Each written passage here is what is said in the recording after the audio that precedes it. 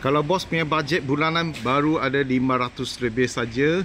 Nak kereta mewah, penting nak kereta senang maintenance, nak kereta ambil balik tak payah bikin, penting nak harga termurah dekat market Malaysia.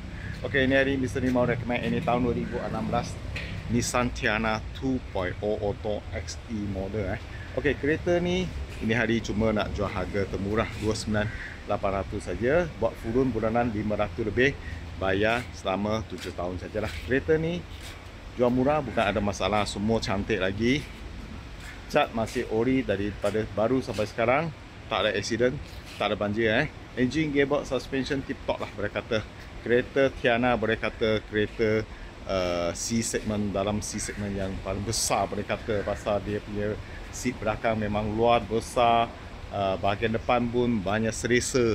Okey, jalan jauh memang sedap-sedap lagi. Harga 29,800 saja. Sekarang bisa di review ini kereta, kasih bos tengok. Selamat petang bos. Jadi ini hari mau recommend ini tahun 2016 Nissan Tiana 2.0 XE model. Kereta ni cat masih ori sampai sekarang lah. Satu owner pakai sampai sekarang lah. Original lagi Tiada kemalangan, tak ada banjir lah.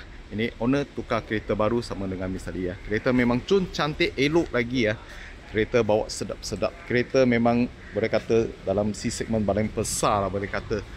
Bahagian belakang banyak luas besar, depan pun banyak serisa, jalan jauh memang sedap-sedap lagi lah. Okey, ini kereta owner lama sudah tukar aftermarket sport rim nampak lebih sporty dengan cantik lah.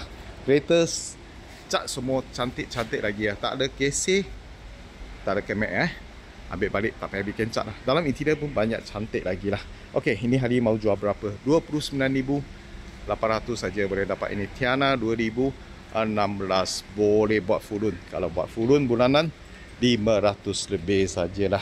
Memang boleh kata mampu milik Tak silap ini kereta baru dulu jual 150,000 Ini hari cuma nak jual 29,800 saja, tak sampai 10 tahun punya kereta Memang boleh kata ekonomi lah. Kalau ada bos suka ini model, datang jumpa. Memang cun cantik. Dalam interior pun semua elok-elok lagi lah. Ini susah mau fokus dalam main gelap-gelap. Sini gelap sikit. Ni boleh nampak. Tapi pintu semua elok lah.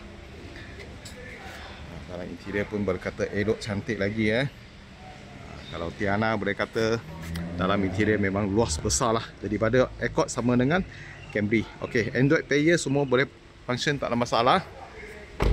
Boleh kata semua okey lah. Belakang memang banyak luas.